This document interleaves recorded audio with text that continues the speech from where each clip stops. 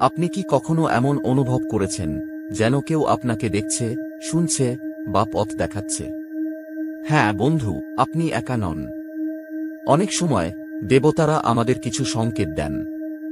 আজকে বলবো এমন 5টি লক্ষণের কথা, যা হলে বুঝবেন দেবতা আপনাকে ডাকছেন।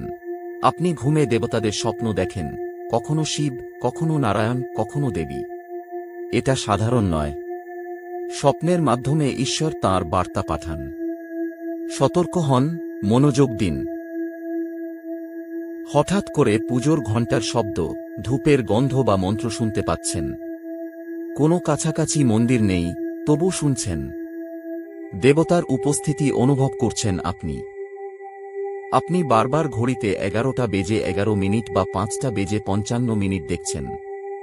নাকি বারবার একটি নাম বা শব্দ চোখে পড়ছে। এটি ডিভাইন সাইন। আপনাকে জাগানোর সময় এসেছে। হঠাৎ করেই সব দুঃখের মাঝে শান্তি অনুভব করছেন। দেবতারা যখন আমাদের ছোঁয়া দেন, মন আপনা আপনি শান্ত হয়ে যায়। এটা ভক্তির মহাশক্তি। আপনি কোনো কাজে বারবার ব্যর্থ হচ্ছেন, কিন্তু পরে বুঝলেন সেটা আপনার ভালো জন্যই হয়েছিল।